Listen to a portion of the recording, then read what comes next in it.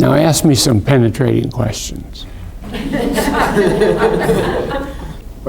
Is there anything that you are aware of that anybody talks about that says this will help, this is, and then that might fall under hope, but still, is there a certain discipline that of food and activity that would benefit you or me as I know that I'm getting older and would like to keep my vehicle functional, my body? I'd recommend by using it. Yeah, okay. You know, it's just like if you want to build up a body, you got to exercise, but you can't stop your muscle building. Your muscles will just all turn to flab if you do. And you'll be in worse condition than if you hadn't done it, because you'll just have big biceps hanging down instead of sticking out like they're supposed to. It's having a purpose. I tell people I personally am running as fast for my future as I can. And I believe that the fact that I go around and speak, the fact that I can be open with it, the fact that I meet so many wonderful people when I go out and speak and stay in communities, it's keeping me where I am. That is my medicine. And that medicine is available to anybody. Just be an Energizer bunny. Keep busy. Well, and what people do then is they set the standard so high, they say, oh, I could never do that. I can never get up and stand in front of 30 or 40 people and pour out my heart.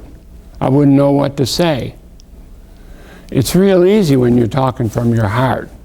It just flows out. I didn't have any notes that I used here. It just comes out, that's all. And I've done this often enough that it's easy for me.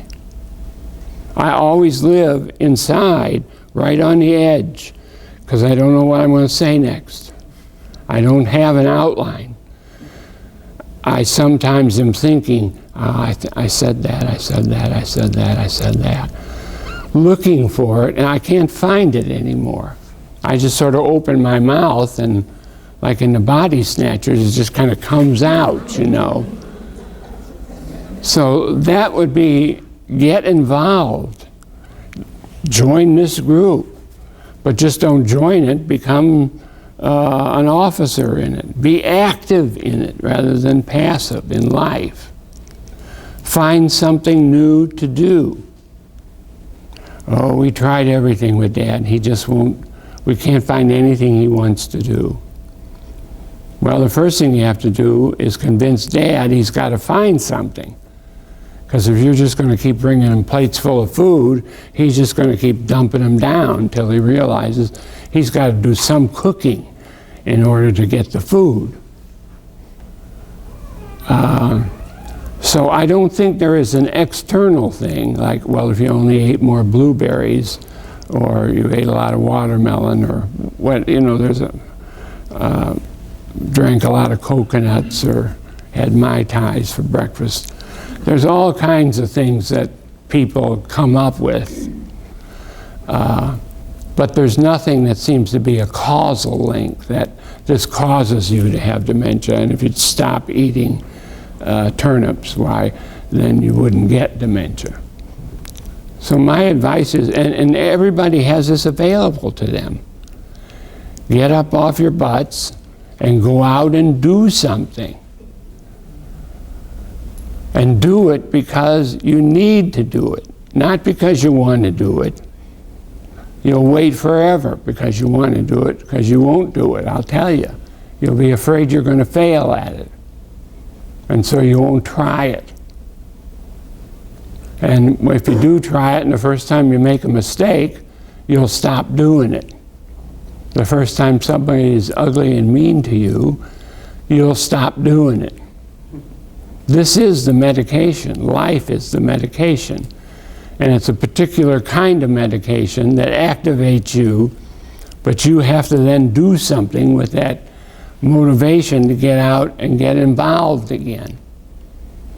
Go be a volunteer somewhere. be it a teacher in your church's day school program. There's a million different things out there. You'll have more difficulty as soon as they find out you have dementia, because they don't want you pulling down your pants and peeing in the middle of the room.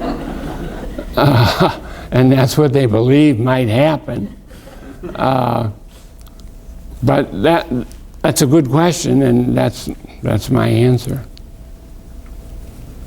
Stand up at a meeting like this. Have a little time every time when you have this meeting.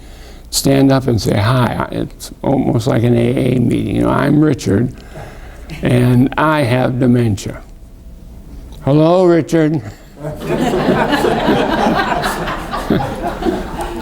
Here's your coin for 2 years with dementia.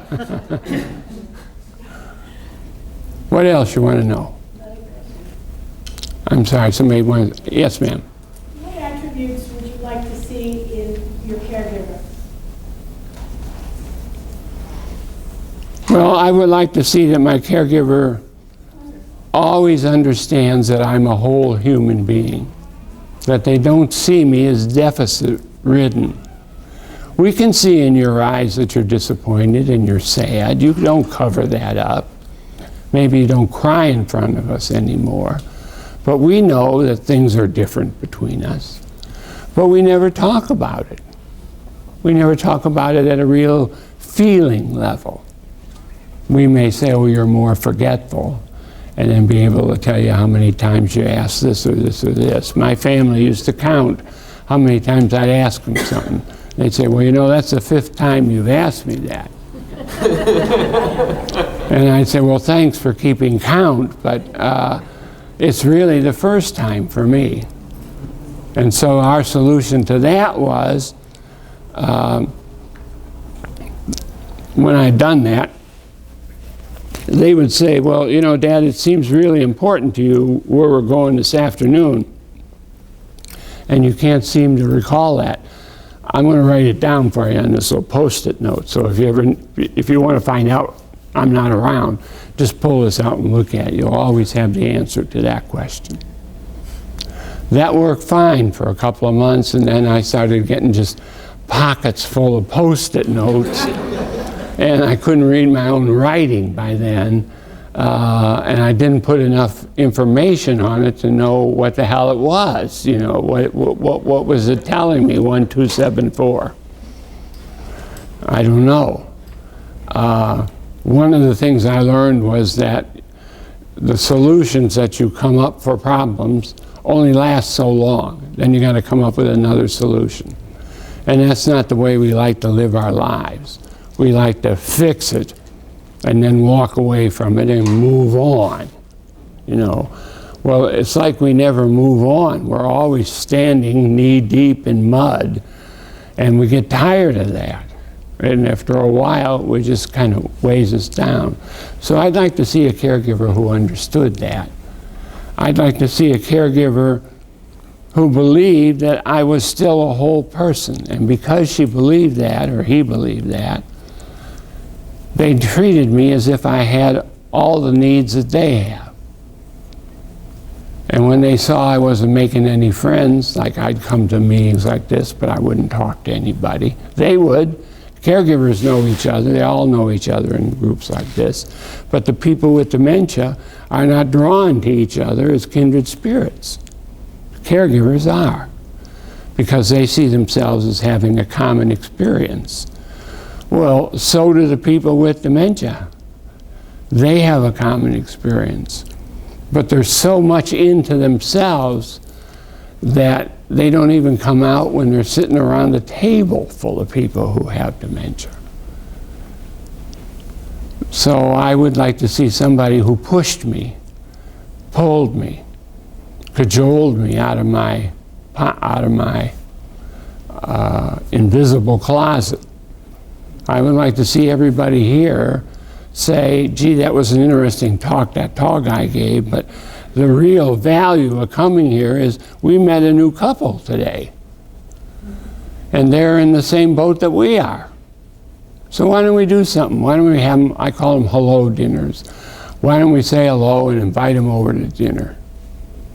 Because that's a more informal setting, and it forces us to have to talk after a while. You just can't sit there eating. So then you talk about your children, and you talk about whatever it is you want to talk about. And what do you know, pretty soon you're having a normal conversation with people. And maybe you talk about dementia, and maybe you don't. But the real value of these things is to get everybody in a room who are kindred spirits. And then hope. Talk about religion and politics? If you only want to have one meal, yeah. Just go to the next person Yeah. until you find someone who will talk about it. Right. All the Republicans on that side of the room, Democrats over here. And now we'll decide who we're going to talk to.